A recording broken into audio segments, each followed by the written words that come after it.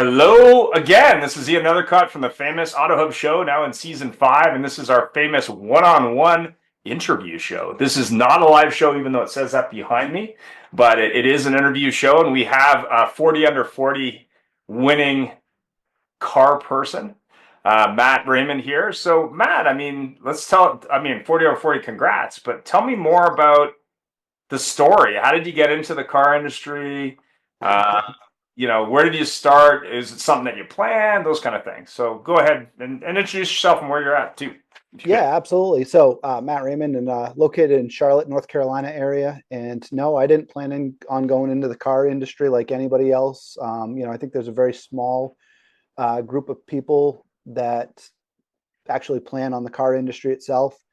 But for me, I got into the automotive industry back in 2010, 2009, right in that area. And so for me, it was exciting. I started a Toyota store, started selling cars, and I got bored right within like a couple hours. And I walked into the BDC and I said, "Hey, is there anything for me to do?" I came out of a law enforcement career and from UPS and stuff like that. So I'd always just done jobs where I'm always hustling.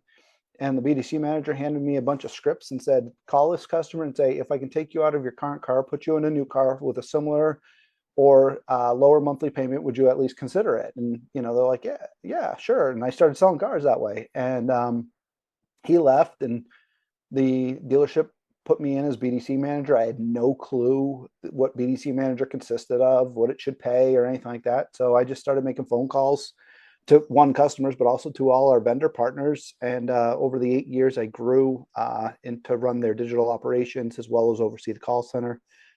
Moved to North Carolina to work for a dealer group that had one store, and we grew to 7 stores. Wow. And then while I was there, we kind of really built a solid process for service BDC. And I just said to the dealer principal, Kristen Dillard, I said, "Kristen, I think this would be a huge opportunity for taking this process and bringing it into automotive and be an outsourced service BDC solution for dealers all over the country."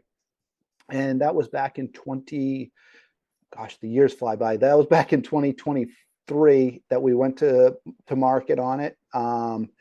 And so we're about 18 months into it now. And when we started, we had 0 clients. We had built it inside of an auto group, but they were not our first clients, which in the beginning I was like, "Man, this is crazy." But as it grew, it forced me to put my selling shoes back on and, go door knocking and get dealers signed up.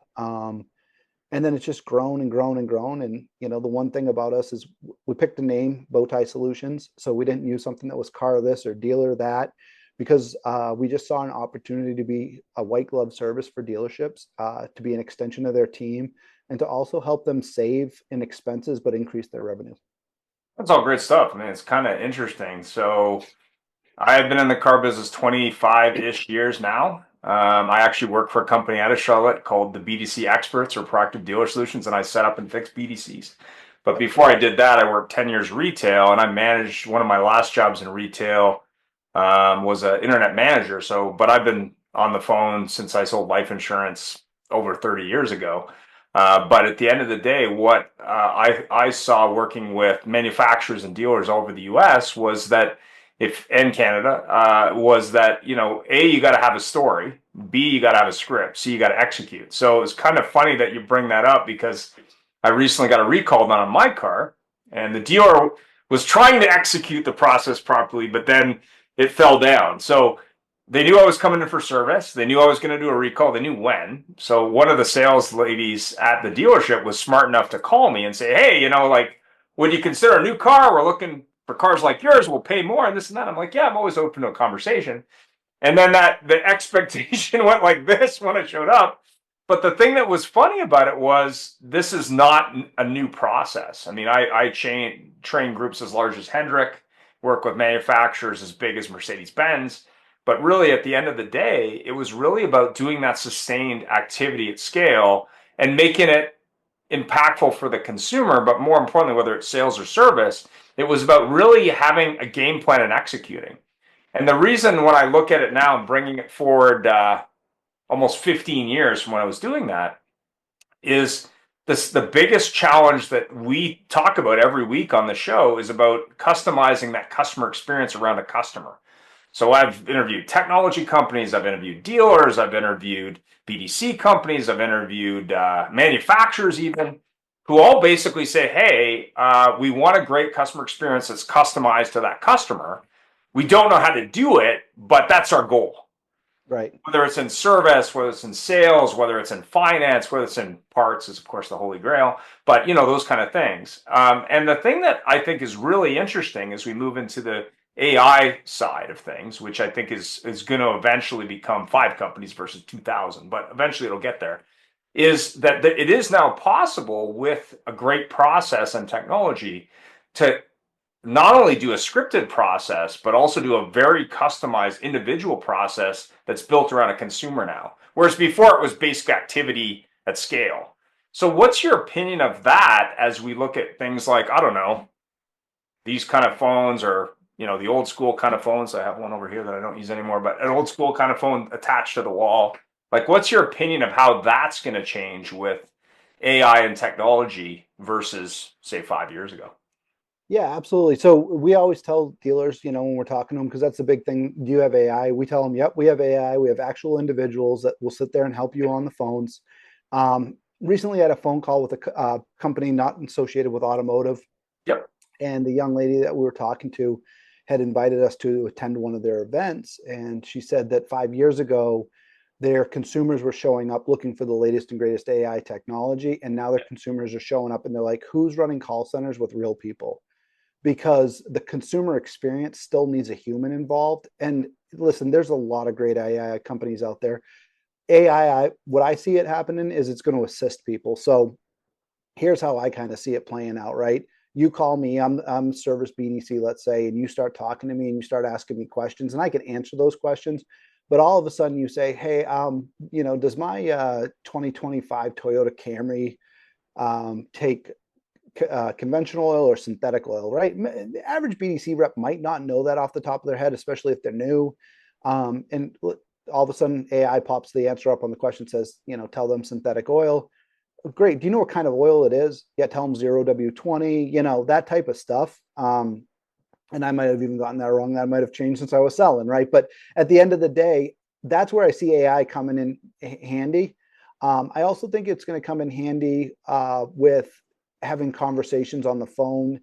Somewhere out there, I believe that there's technology or somebody can develop technology where you and I are talking in English, but it can transpose it to French, to Spanish, to whatever it needs just as fast as we're talking.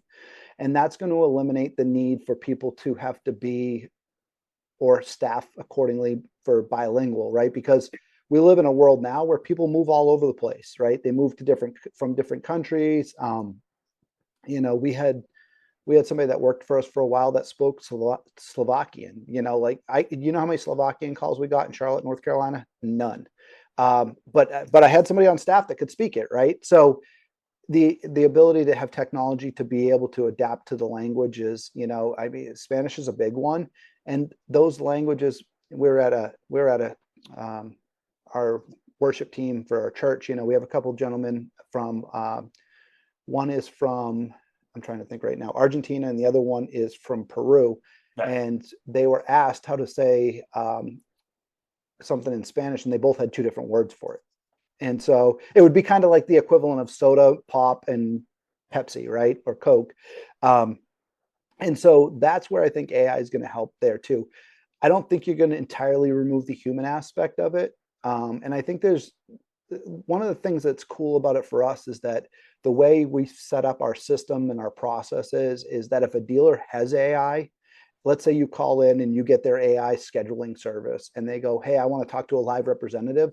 Instead of rolling that call to a receptionist that is not prepared, right? And it's not anything against them. It's kind of like the things we should prepare for the most, we need to practice for them the most, right? So the receptionist is over here doing 100 other things, not prepared to get a phone call, but that one time that customer deviates and needs to become a phone call, they kind of fumble through it. Well, what we can do is we can back up their AI. So if they say live representative, we can kick that call right over to our call center and we can answer it.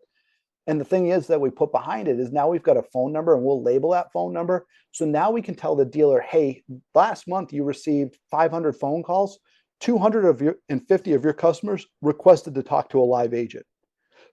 That would be a huge number for a dealer to know. And that's the other part of what we love to do is we love to provide dealers with actionable data. Yeah, I mean, it's interesting you bring that up. So one of the sponsors of the show is a company called VidCalls. So it's a very simple video technology to do a two-way video call without software. For 2025, we're launching a pilot with a bunch of dealers where we're going to be adding real-time language translation in 104 languages, not only to the video call, but to their website. So they can customize that experience to the customer, no matter what language that customer speaks, and their agents don't have to speak that language. So, for example, if I'm a dealership, say in Los Angeles, yeah, I may get some Spanish, but I may also get Korean and Vietnamese. If I'm a dealer in Charlotte, yeah, I may have English, but I may also have 20 other dialects that I'm not aware of. And it was interesting as we've done this arrangement with this company that has this technology and they have a patent because they are telling us based on their initial pilot, which is 200 locations in the US market, and we're bringing that into Canada as well soon, is that the average language spoken in big urban markets in North America is between 35 and 50. And most dealers not only don't know that's the case, they don't have staff that can handle it, even if those calls came in. So I think that's kind of the future of customer experience, not only customizing that experience from the website to the phone call to the video call to the visit, also having that data as a dealer to say, okay, maybe the dealer down the street just thinks English is the language, and I know these top 10 are the ones I got to focus on. But also, it empowers that dealership or the call center in your case, or even an outsourced call center to say, hey, I don't need to staff up for Peruvian Spanish. I just Right. have this technology that allows me to do that.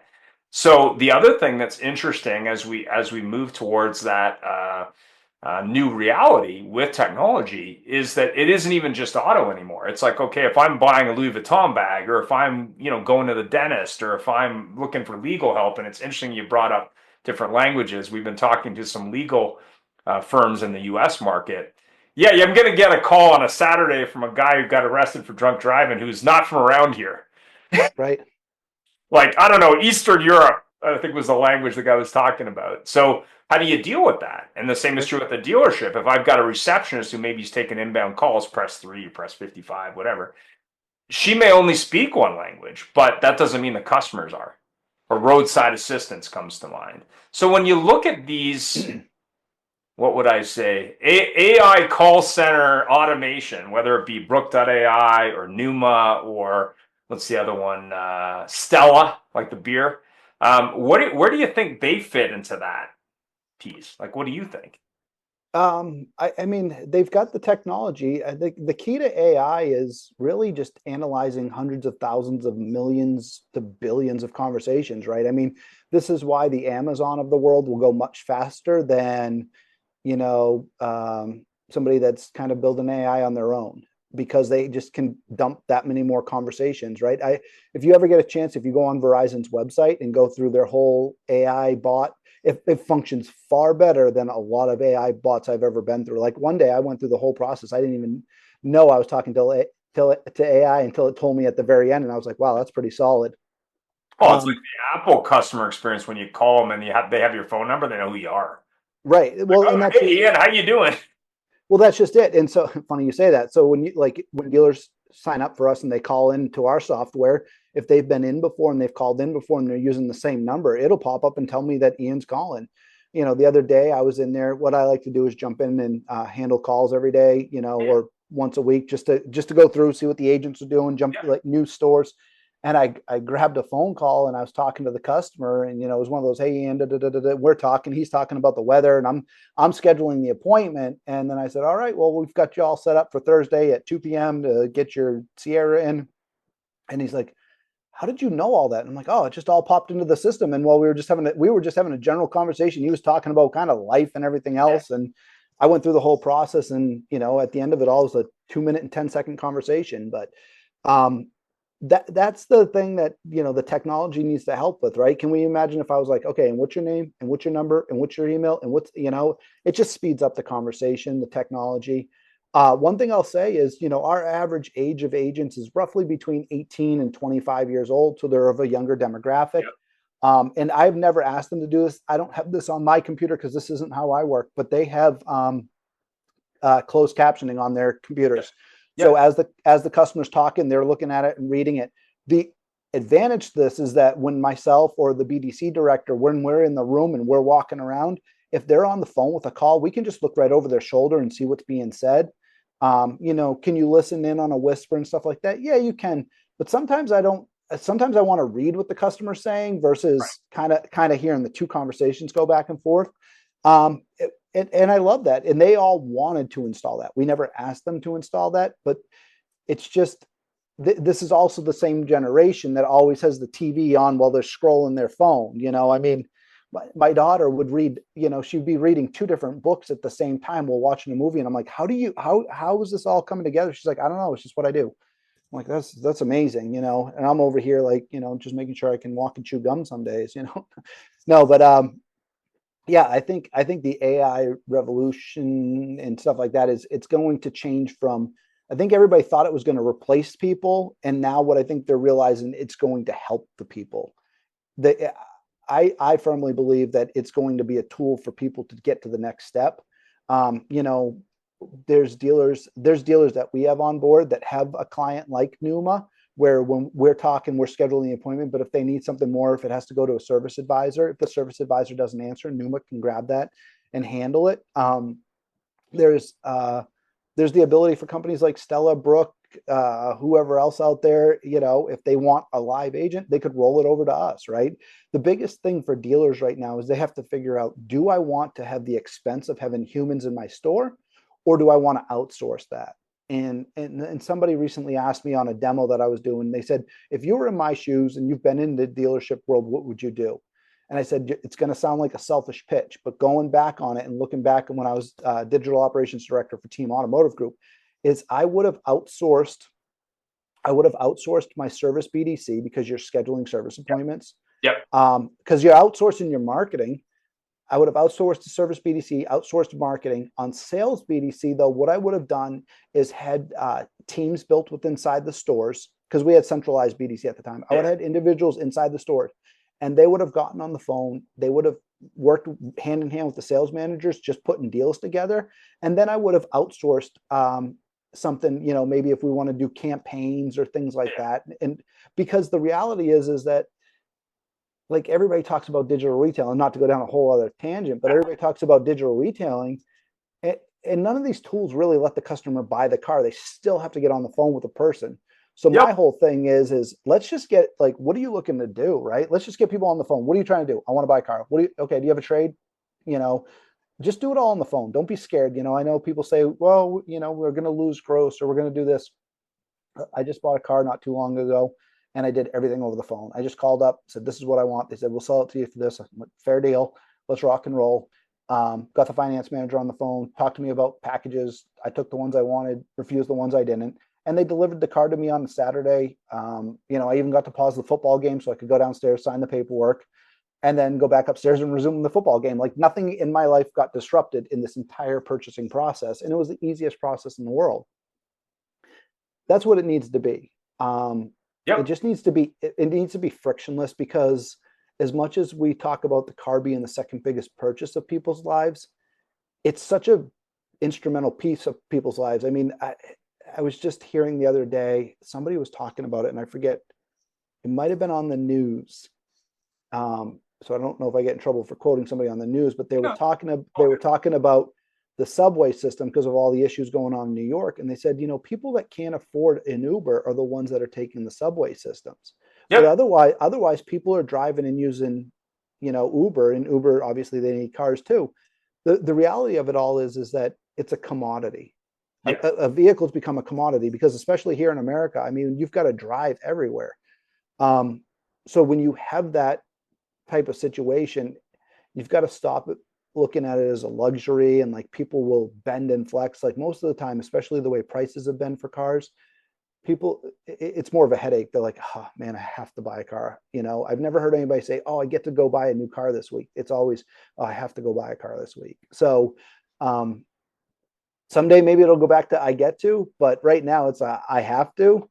So I think that AI and all this, the human element's got to be there. And the other thing I always use as an example is, AI when it comes to scheduling an appointment, it might not be picking up the empathy, right? So you answer the phone and you find out Mrs. Jones is calling you, and her car won't start, and she was supposed to leave to go to her son's graduation from the Naval Academy, and she's got to be there by tomorrow. That's a situation where you get the service manager on the phone.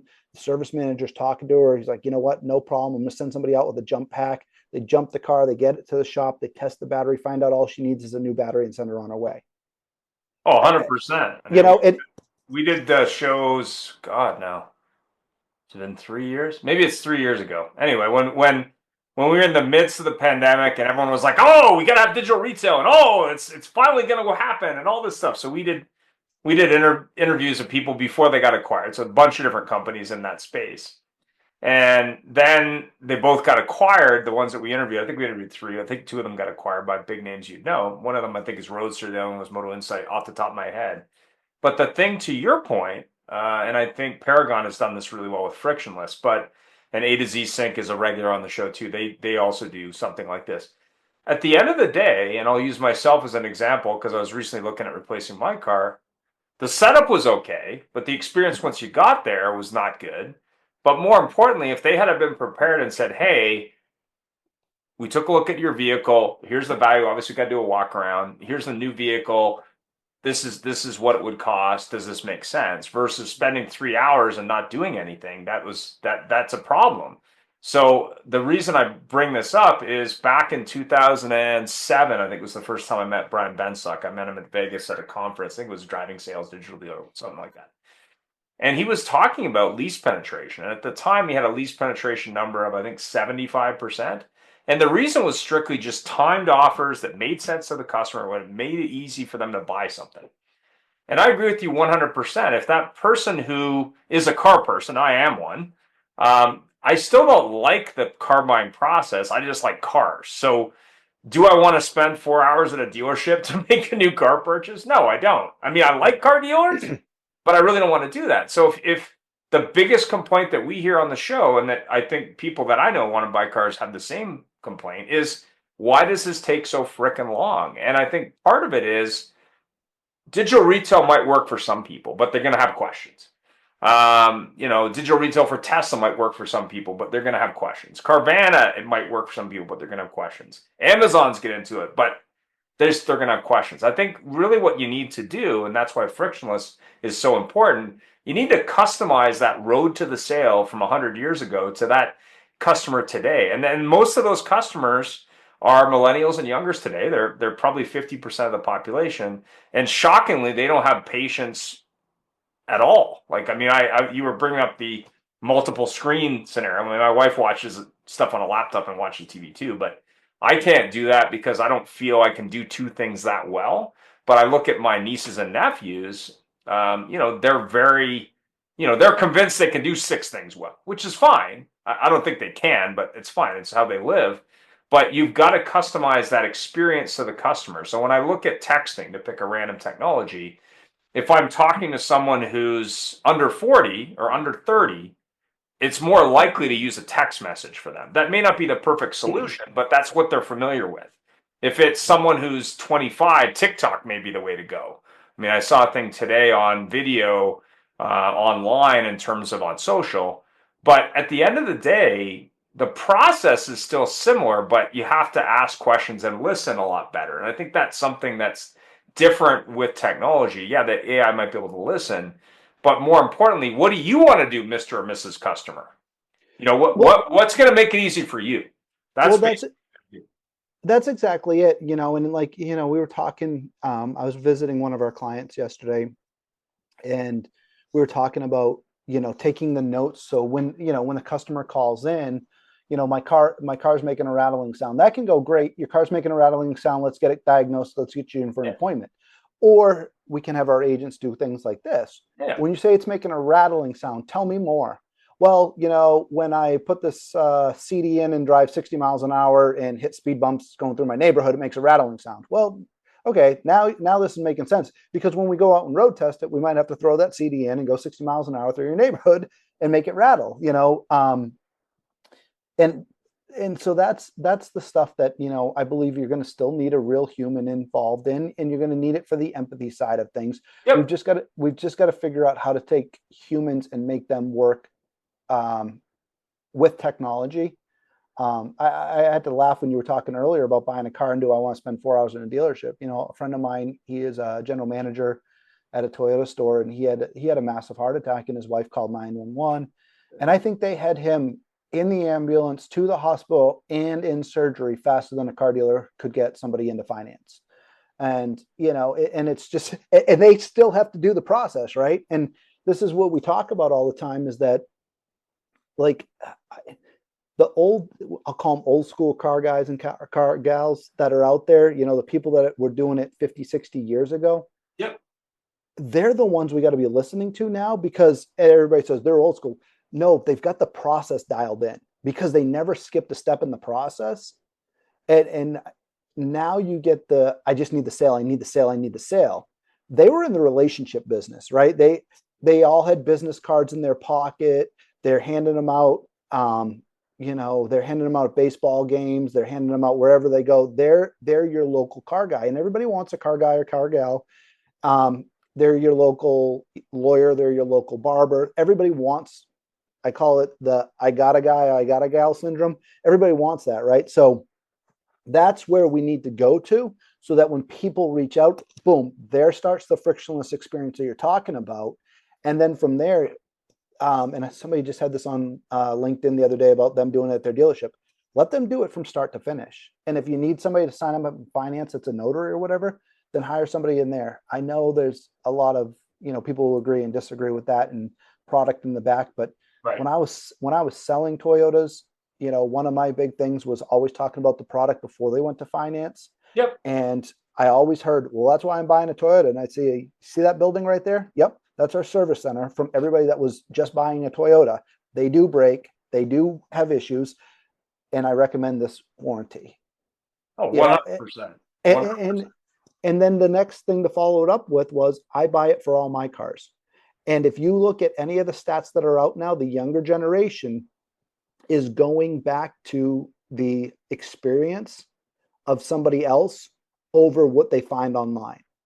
I mean, you and I could Google the same thing right now. You could read one Reddit article. I could read a different Reddit article, and we're going to get two different opinions on two different things.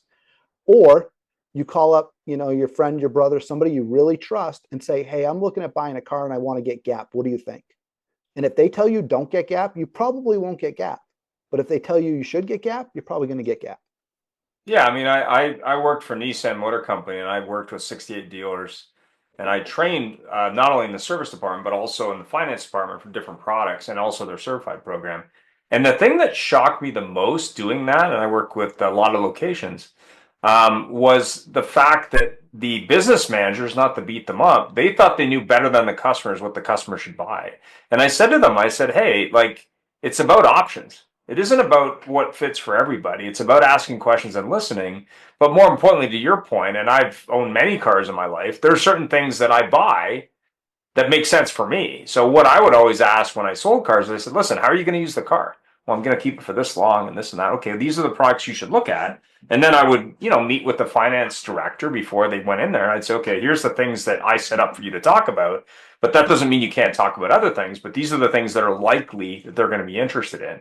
And the other thing that I would do, and it was always kind of funny to me, was if someone was asking questions around that stuff, or even accessories, which is another thing I like to sell a lot, that a lot of salespeople didn't, is I said, hey, you bought this car, congratulations, and you want to personalize it. And a lot of people miss that. The other thing that I always think is kind of funny with car dealers. So let's just say I have a 100,000 square foot facility, and I spent all the money to make it like a Taj Mahal. There's the ability to make money with branded merchandise that most people aren't missing out on, because that person is coming because it's a Jeep, or because it's a Mercedes, or because it's a Porsche, or whatever the brand is that they like.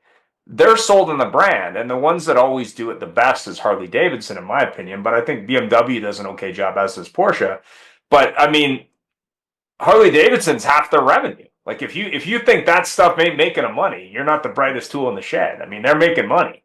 But why couldn't that be true with a Chrysler dealer or a Ford dealer or a Honda dealer? I mean, it's not like Hondas have a massive margin on their cars, but at the end of the day, that person who's a Honda fan or a Toyota fan, they're going to want to accessorize with Toyota stuff because they're a Toyota person, right? Like that's why they're there, unless they piss them off for whatever reason. So, what's your opinion on the campaign side? When you're working with a dealer and they're saying, "Hey, I got to make more money because I didn't figure it out 2 years ago, and suddenly I'm having to negotiate on price of cars again." What's your opinion on how campaigns have changed over the last 3 years for a car dealer? Yeah, I think the biggest thing, and we handle, our clients are service BDC focused. We really got niche and stayed in our lane on that. But let me touch real quick on what you're talking about with the merchandise. I agree, because if you go, like, North Carolina is known for their craft beer, right? You go into, I mean, we got 36,000 craft breweries, for crying out Yeah, loud, in North Carolina. But you walk into them, and right next to any register is a whole wall of swag. yeah, So that goes to your point there. But the other side of it, when you talk about campaigns, the campaign side of it is cars sold themselves back during COVID, right? Because inventory was low. The customer had to call, make sure it's available, drive there. Well, now there's an abundance of inventory in general. And so the customer doesn't have to give you all their information. Like, yeah, this is what I was talking to a dealer about the other day.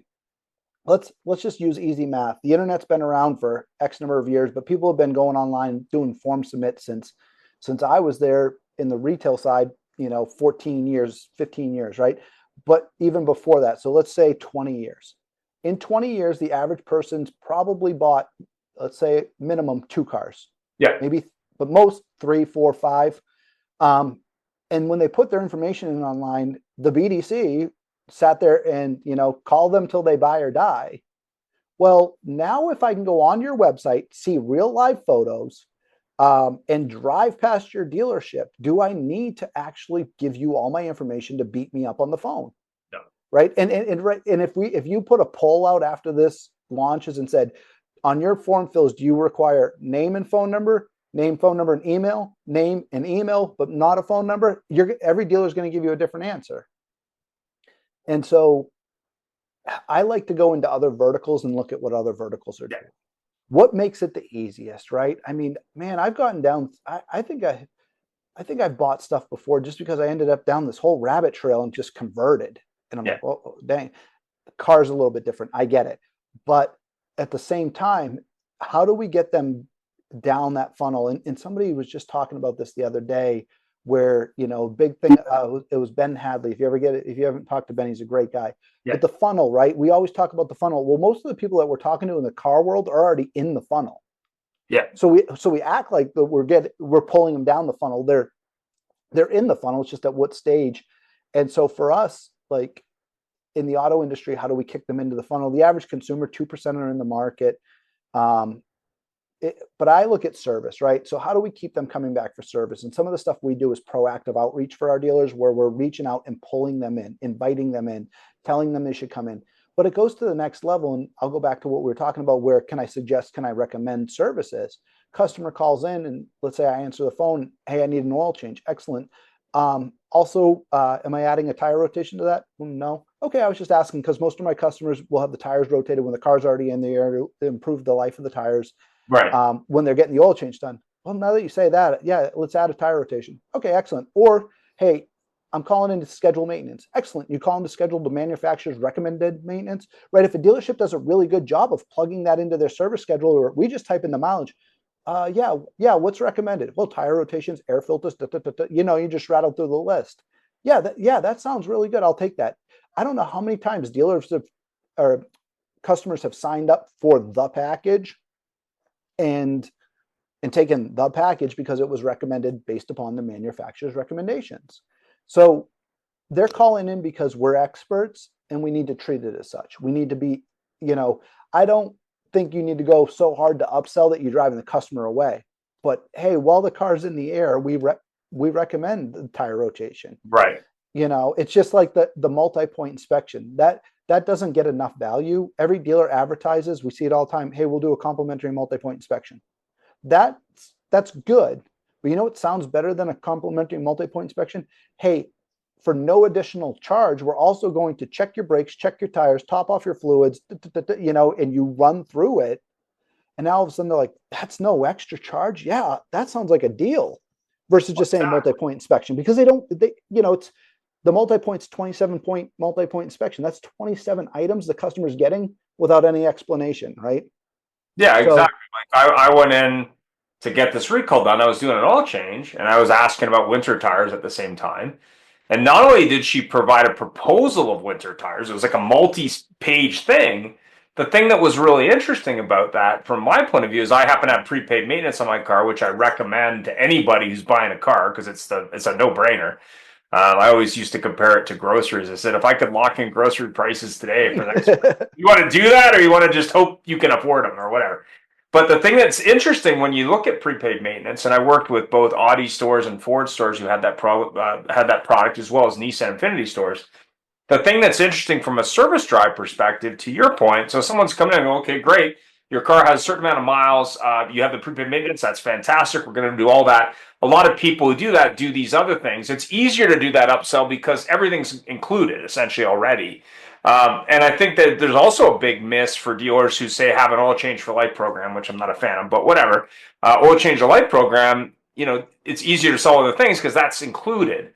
But the thing that was really interesting is I also went to another tire company that happens to also sell tires just out of curiosity. Because years ago, when I was doing BDCs with General Motors and other stores, one of the sharpest guys I ever met was a guy who not only owned independent service stations, he was a tire expert. So he went into dealers and taught them how to sell tires.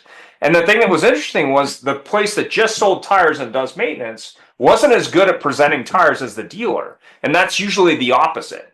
So I thought that was really interesting. But more importantly, the fact that they took the time to do a proposal, and it was the same store that was trying to sell me a car, the service department was better trained than the sales department on how to do that. And it was really interesting because when you look at it, people can buy tires at, say, Costco or Jiffy Lube or Tire, whatever. But they really should be buying at the dealer who knows their car.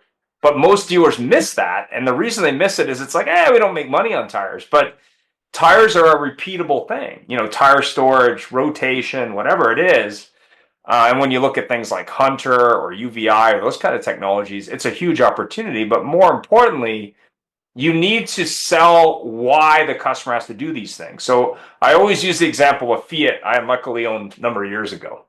So Chrysler had sent me a coupon for an oil change for this Fiat.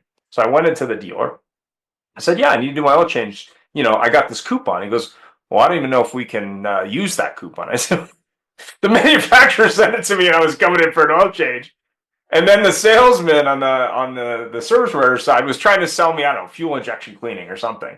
But he didn't know how to sell it and he didn't know how to handle objections. And I'm not saying like I'm not buying it, but like you kind of have to have a reason.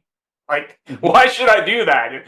It was really, really funny just because he just didn't know what he didn't know. And it wasn't about that you couldn't sell it. It was about people are going to ask questions. You need an right. answer, right? So that was funny. Well, and as I have to laugh about the tire side because we had a client up in Canada, and I know you're up in that way Yeah. also. But Yeah. one of the most genius things they did was we'll swap your spring tires for winter tires. We'll swap your winter tires for spring tires. And I asked the dealer, I said, where do you keep the tires? They're like, oh, we have a storage facility. We keep them. We rent out a storage facility and keep them. And they don't even, I think they charge the customer like, I don't know, $100 for the year or something like that. It Yeah. wasn't much. And it was discounted if they bought the tires from them or free storage if they buy tires. And I'm like, what a retention tool, right? Like, because you can't be like, I'm never coming back because you've got my tires. Like, where am I going? And it was such a genius thing. I mean, listen, down here in North Carolina, they ride around with some tires all year long. I mean, it's in some of the states below us that don't have state inspections, there's a lot of wet pavement out there that they got to be careful on. But yeah, I mean, I thought, what the heck? That's a great retention tool, and And so there's things out there that I think dealers can do to keep people coming back, right? I like how you say you're not a fan of free oil changes for life. Neither am I, because people will only spend what they're getting for free, and they're not getting anything for free. If they're getting stuff for free, they might not spend anything extra. But the one thing I'll say is that I believe there's a lot that dealers can do out there on the retention side, right? There's ways to keep them coming back without giving away some of the stuff that we're doing from dealers right now. I mean, we've got a Toyota store out there that we help out every year because they've got to get retention numbers to achieve President's Award. And we run a campaign for them, and we go after those customers. Last year, they was their first year on with us. They got the President's Award. That came back to us this year. 2-week time period. We scheduled 100 appointments for them for this campaign we're running, and they're not giving anything away. Like nothing's for free. And the customers are coming in, right? And I'll give you a little secret, right? Like Toyota's got the 3-for-1 tire. I worked for a Toyota dealer for 8 years. Customers would pull into the parking lot sideways because their tires were so bald, but they were determined to wait for that buy 3, get the 4th for $1 tire offer that was going on. Well, it's funny you bring that up. So this gentleman who taught tires, like he's like a tire specialist teaching drivers how to sell tires. I'm not kidding. So I'm in this meeting. He's talking to service providers. Here's how you sell tires. Here's how you compare them. Here's how you advise people. Kind of like you're, I don't know, working at Best Buy selling stereos or something. I don't know, same sort of thing. So I asked him. I said, "Well, what do you do?" He goes, "Well, I own third-party oil change facilities or service facilities." I said, "Okay, well, what's your retention?" He goes, "Oh, 75%. I said, "What?" The General Motors dealer was trying to hit 40, I think. I think that was like their target. And I'm like, how do you get to 75%? He goes, "Sell everybody tires. Doesn't matter, sell everyone tires." So I said, "So what's your goal?" He says, "Oh, I want to get to 90% retention." I'm like, "What?" But it was interesting because I think dealers don't focus on things that are simple, like wiper blades and tires are two that come to mind. Obviously, if you're driving in whatever climate, whether it be LA or Charlotte or Toronto or New York, whatever, maybe there's a winter tire discussion. But even if there isn't, you should probably be replacing the wiper blades once a year. In LA, maybe once every 2 years. But, at the end of the day, that person's coming in, it's a no-brainer. You do a wiper blade promotion. You do a recall is another one that really shocked me. I did a show a while ago on recalls. And the average across brands is 35% are done. The only brand that does more is Stellantis. They do 70. But the rest of the brands, they just don't fix this stuff, like at all. Like, well, and you bring up a good point. When I was at Toyota, like I said, I did the marketing and all that, and we worked with a billboard company, and we had a digital billboard right on Interstate 80. yeah. And I would watch the weather. So we had all our billboards. They let me have access to our system so we could go and put the billboards up as we needed. But we would have the billboard offers already built. And so if we knew a snowstorm was coming within 2 days or 3 days, we'd put up a billboard that says snow's coming. Have you checked your tires? Right? Because dealerships need to get out in front of the stuff. Like if I know right now it's 20 degrees in North Carolina in the mornings when we wake up, this is not normal. Mm-hmm. What do you think the top 3 things I hear on the phone every day from North Carolina customers are? Tires, tire pressure lights on, car won't start, and then, whatever else it might be, oil changes, tire rotations, just the maintenance stuff are the kind of the top 3 things we're hearing right now because of the holidays. And I told a handful of our stores, I called them up and I said, "Hey, we need to open up your schedules as best as possible and flood it with oil changes because we were going into Thanksgiving and it was cold. We need to just get these people in. Nobody's calling up before Thanksgiving saying, 'Hey, take my car for a week and diagnose it.' They're going to figure out a way to get to grandma's house with the check engine light on. But you don't get to look at the check engine light if you don't get them in for the oil change that they're thinking about before they drive, or the tire pressure monitor, or the dead battery, right? So the whole idea of be forward thinking, right? So if we know winter's coming, we know spring's coming, like let's get our mindset right. So we're looking at and talking about these things. We used to run a campaign when I was on the retail side every year for just changing the clock out. Hey, we had a time change, can't figure out how to change your clock, bring it on in, check it in, do a multi-point. Here's your updated clock. Oh, by the way, you do need brakes and tires, but have a good day. Whoa, wait a second, that type of thing. So, and customers like that, right? They and I always like to tell our agents, use this analogy to customers. Talk to them like you would if you're coming into a doctor's office, right? Like for example, most customers will call us and tell us they went to Advanced Auto Parts, Yeah. AutoZone, and had somebody code scan it. Tell Yeah. them I understand that, but there's no way your doctor would ever let you walk in with a printout from WMD and all of a sudden start prescribing you some medication and let you leave. So I'm going to ask you to come in, let us take a second look at your vehicle, and let us make some recommendations. And when you put it in perspective of their health, it relates to them. I mean, your car, it's got a heart, not literally before somebody corrects me on this Yeah. video, but it has a heart, something that makes it run, right? It Yeah. has, arms or feet or whatever you want to call it, tires, wheels, it's got wipers, eyelids, however, somebody's now visioning this, or a Volkswagen Beetle. It's, if you think of it like that and you explain it to a customer and why it needs, I mean, goodness gracious, some of these prices of cars, have you seen them, like a lifted truck? I mean, 60, 70, 80, $100,000. And people, I just do oil changes and tire rotations. That's awesome. What That's was it awesome. that I saw that they have this Jeep Rubicon something limited edition something or other with all this Right. crap on it. It was over 100 grand. Right. And they do I oil was like, changes and tire rotations. what? Yeah. Well, I mean, why are we What? not putting the money into this thing? I mean, but in defense of people, the average car on the road right now, I think they said is 12, 13 years old, right? I mean, I think it was 12 and now it's 13 years old because people have just kept them. That's amazing. I would be curious to start talking to those people driving around a 13-year-old car and say, what did you do for maintenance? Yeah. We'll skip it. We'll skip the Toyota people, right? They just did oil changes and Yeah. tire rotations. But the people that are driving around in some of these trucks and things that, they're using for work vehicles and stuff, like what did you do? Man, every time I had to recommend maintenance, I bring it in, I get it done. I mean, I've got dealerships out there. I can tell their advisors do a great job of really Yeah. doing a solid walkthrough and everything, because the customer will call in and like, I need maintenance. Okay, what do you need? Whatever the owner's manual says. And I'm like, that's done right, because that's where the money's at, right? You got your 30s, your 60s, your 90s, and all that other stuff. So And also have a seasonal offer, but also have an interesting offer. So right. I used to sell websites to car dealers. I worked for a company out of California for a couple of years. They might have had sales offers from the manufacturer, which aren't interesting. They might have had offers of some type, used car offer, whatever. Did they ever have service specials? No. Why? No idea. But the one that I saw this year, which was really interesting, is they latched on to the seasonal nature of people buying stuff at this time of the year. And I was like, it was really interesting. So people are in that buying mood, whether it's Christmas or Hanukkah or Festivus or whatever they're buying for, I don't know, winter solstice, whatever it is for them. They said, what are you buying for your car this Christmas? And I was like, that's very interesting. I was like, how does that work? But the thing that was interesting is it was like, I'd never seen anyone do that. I was You like, got that's very interesting. Maybe that works. you Right? bought the eyelashes, didn't you?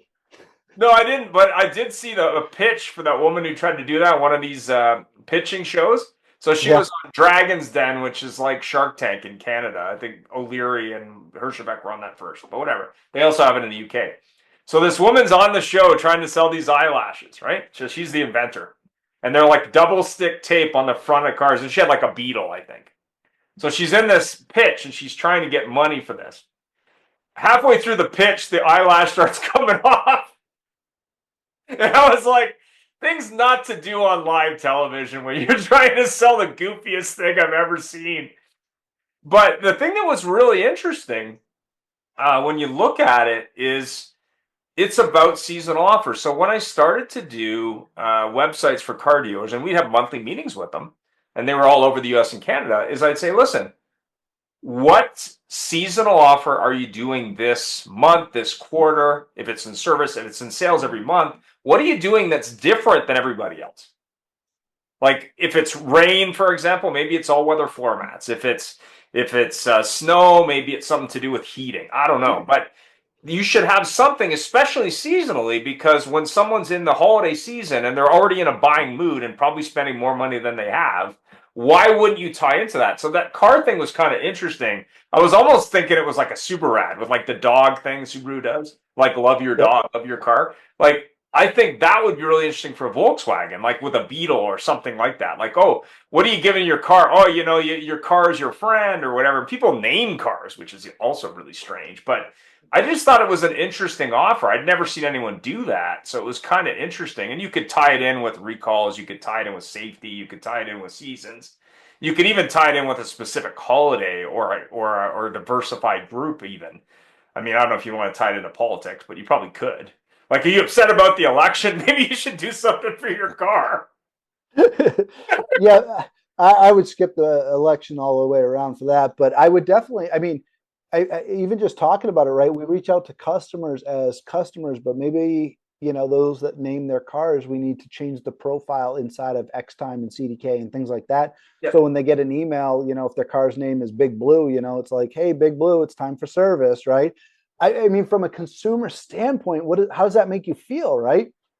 Yeah, I mean, people that name their cars would probably go googly eyes over the fact that you just emailed their car and not them. They'd be like, "This is amazing, happy birthday, Big Blue." Oh my goodness, how did they know? Like, Well, but I was at NADA last year, I think it was, and the car I have has an app, and the app has things like a health report and all this crap, right? But what it should have, and it does, but they don't do it well, is they could populate that with an offer from your local dealer. So when you open it to say, I don't know, remote start the car, or start it early, or park it, or lock it, or whatever you're doing, it could have a seasonal offer where it's like, oh, we noticed that you live in Calgary, or we notice you live in Charlotte, or we notice you live in LA. The weather, to your point, is going to be this for next week, and your local dealer, who happens to be your preferred dealer in your app, has this offer. Did you want to take advantage of it? Like a Black Friday or a cyber offer. It could be a parts offer. It could be a service offer. But more importantly, it could be right here in your hand. So I remember meeting with Ford Motor Company, and I happen to own a Jeep product right now, but I change them often. I said, why wouldn't you be doing that for that Ford Bronco customer? And obviously not an OJ offer, but Ford Bronco customer, or in the Jeep world, maybe it's like, oh, we're giving you this warm coffee mug or whatever if you buy this. I mean, Duck. look at the amount of offers this time of year, whether it be Cyber Monday or Black Friday. Why wouldn't there be a seasonal car offer? Yeah. Why wouldn't they be doing that? And to me, whether it's a phone call or an email or a text message or an app, some dealers have their own loyalty, whatever. And those are getting more sophisticated. Why wouldn't they do that to retain the customer, but more importantly, to stand out from that Jiffy Lube or Minute Lube or Pep Boys or Walmart or whatever it might be? And I think that's a real, as you were saying, buy 3 tires get one free. But what if it was like buy 3 tires get one free, and we're going to give you, like, I don't know, a hoodie or something. I don't know, something Rubber duck. whatever, right? But that's pretty much my thought on it. When I look at campaigns, and we did a lot of them when I worked with dealers, what surprised me was the lack of outside of the box thinking. Mm-hmm. It's like, how can I look at a group of customers that maybe haven't been here in a while and retain them? Especially with privacy laws changing these days, you've got to touch that customer every 3 months. That base is perishable every month because people's email change and they opt out and whatever. But the other thing that's great if it's a recall is it's hard to opt out of a recall because it's safety. So you may be able to retain that customer that maybe you lost just because it's like, hey, I just want to let you know it's a safety issue. Like, I know you're on the do not call list, but it's a safety issue. Did you want to do it, right? Yeah, So that's exactly it. I mean, it's I think for me, just 2025 focus is really helping dealers create that retention and keep those customers coming back, because at the end of the day, and how do you make it frictionless, right? Everything from I once heard somebody say, from the click to the brick, right? How do we make that all match? And that's what it comes down to. So what are you predicting for 2025, or what are you suggesting dealers do to make 2025 a great year? Being that we're dealing with a lot of headwinds like interest rates and economic change and political change and too much inventory and all that kind of stuff. Like, what do you recommend they prioritize as we roll into 2025? In a couple weeks. Yeah, I think the three biggest things: one, simplify the car buying process as best as possible for the consumer. Two, ensure that you're getting the consumer a good, solid service walk around and introduction to service, so that when somebody like Bowtie Solutions is reaching out and inviting customers back, They feel a peace about coming in. They know that they're well taken care of. And then three, really just putting processes in place to create retention to the customers. And this doesn't mean giving things away. This just means reaching out and inviting people back.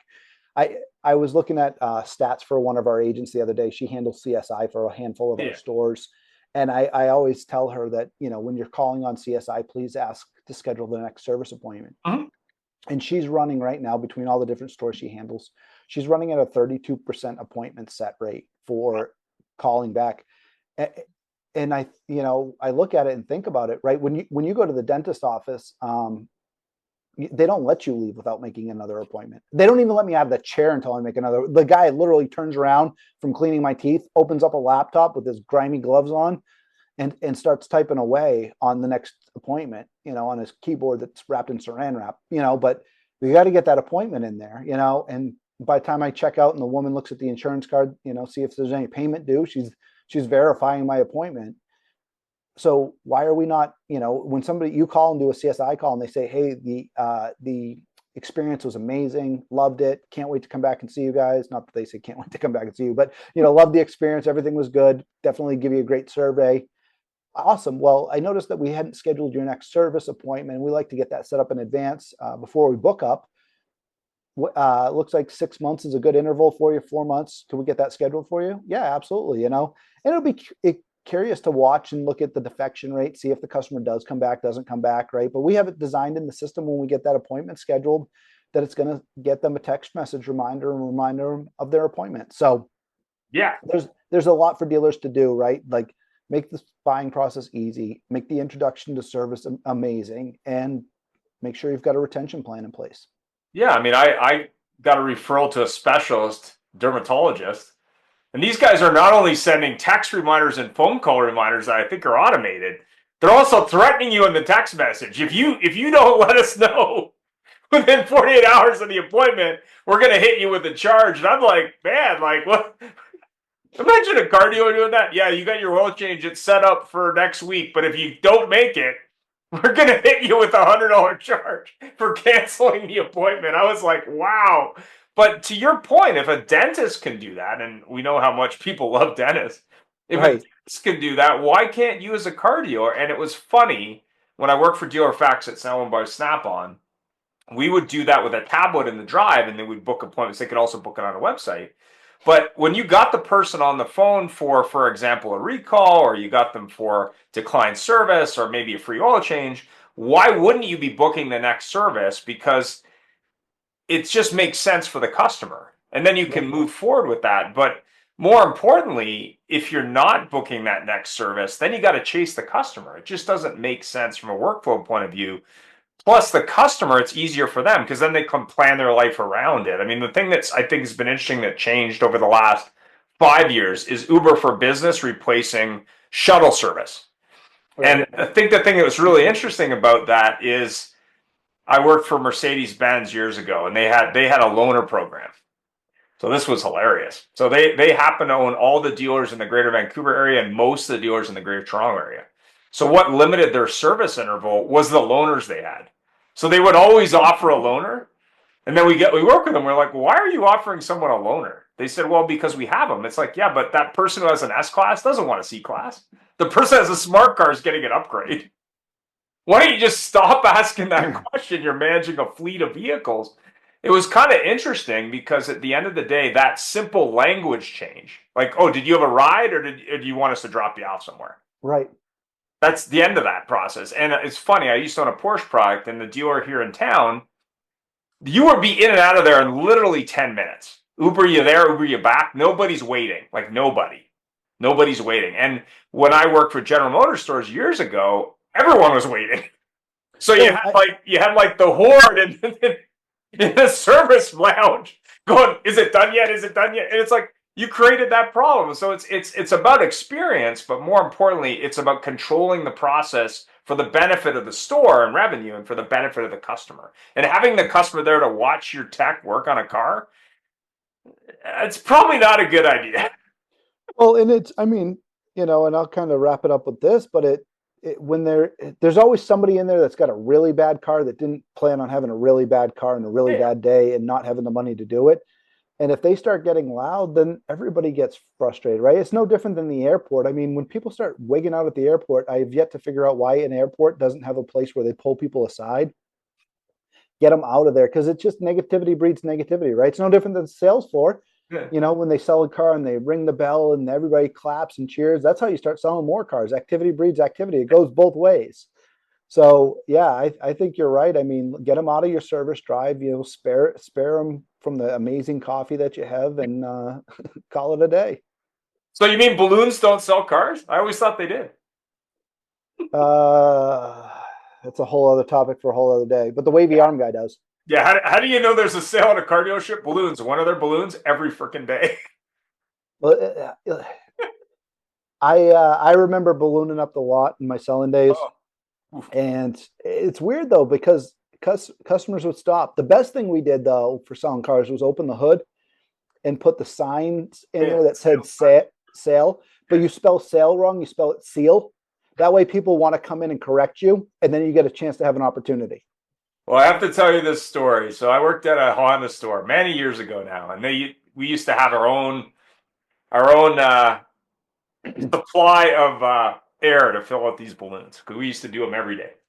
And one day I just me and a couple guys were like, yeah, we're just gonna do like 5 times as many as we normally do, just for kicks. Because we had all this helium, we were like, yeah, you know. And then my manager like went nuts on me. I'm like, well, so if balloons sell cars, then more balloons sell more cars, right?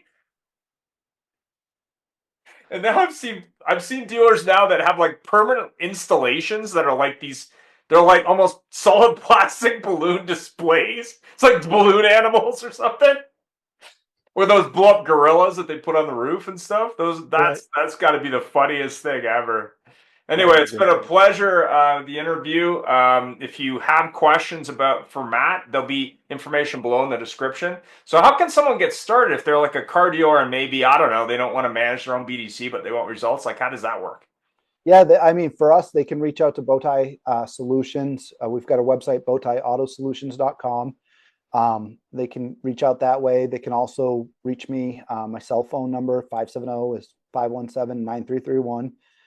Give me a call directly and just talk. I mean, one of the things that we're able to do for dealers is we can actually put our team and our software behind a dealership. So they might say, "Hey, I've got a BDC. I don't know if they're doing a good job in service or they are doing a good Right. job." And we can come in. You know, we've got some really inexpensive ways to come in behind them just to monitor how many calls they're missing. And I'll leave this. We had a dealer come to us. They signed up. We asked them how many calls we'd be getting, and they said, "You're going to probably handle 400 calls. You're just going to catch the overflow between our two stores." We don't handle any less and never have handled any less than 1,200 calls, setting 295 appointments a month Yeah. from the calls their team's missing. So you don't know what you don't know until you measure it. So that's one of the things we like to do. You know, and if any dealer is looking for us to do that, if we don't manage it at all, we just let it flow into our system to tell them how many calls they're missing. You know, because if they've heard this show and mentioned Auto Hub, I can do 1 month for them at no charge just to tell them how many calls fell into our system that they would have missed. Yeah, it's shocking how many calls are missed at car dealers. 100%. There's a few 100%. reasons, in my opinion. Number one, phone trees are a nightmare. Like that is like the worst. I mean, I've been calling on dealers for 15 years, and I can't tell you how many times I've been hung up on as a potential customer. Like it's unbelievable. But more importantly, and you hit it right on the head. Let's just say I have a couple departments. I have sales, I have service, I have parts, which is a whole other story, and then I have finance.